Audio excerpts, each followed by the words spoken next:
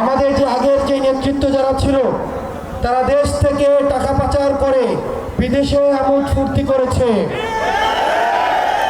তারা নিজেরা দেশে আমাদেরকে বড় বড় জ্ঞান দিত, নিজেরা রাজনীতি করত, ছেলেদেরকে দিয়ে রাজনীতি করাতো, অন্য ছেলেদেরকে দিয়ে রাজনীতি করাতো, কিন্তু নিজের ছেলেকে বিদেশে রেখে পড়াশোনা করাতো।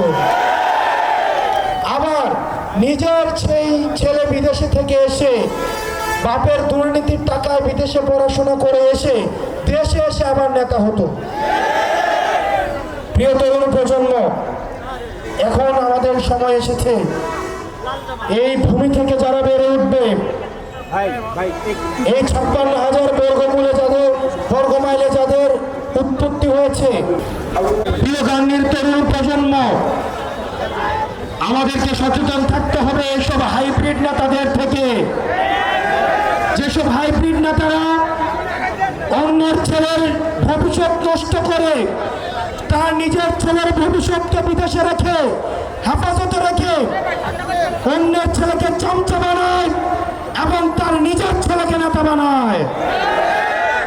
প্রিয় গাংনীবাসী, আমাদেরকে নেতা সম্পর্কে সচেতন থাকতে হবে। আমরা যেন আমাদের বিবেককে আর আমরা বন্ধক না দিয়ে দেই। কোন মার্কার কাছে, কোন ব্যক্তির কাছে আমাদের বিবেক যেন আর বন্ধক না থাকে। আমরা নেতৃত্ব নির্বাচন করব যোগ্যতা দেখে, কে কত বেশি জনপ্রিয়, জনগণের কাছে যাচ্ছে, জনগণের ভাষা বুঝে, জনগণের সমস্যা বুঝে, কতটা বাংলাদেশকে ধারণ করে, কতটা আপনাদেরকে ধারণ করে, আমরা তাদেরকেই নেতা নির্বাচন করব।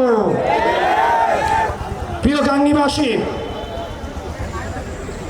আমাদের দেশের এক শ্রেণীর নেতা উৎপাদন হয় নির্বাচনের আগে। তারা ঢাকা থেকে বস্তায় বস্তায় টাকা নিয়ে এলাকায় ঢুকে, তারা নির্বাচনের আগের রাতে তারা পুলিং এজেন্ট কিনে নেয়, এলাকার ওসিকে কিনে নেয়, এসপি কে কিনে নেয়। আমাদের এলাকায় ছিল না এরকম?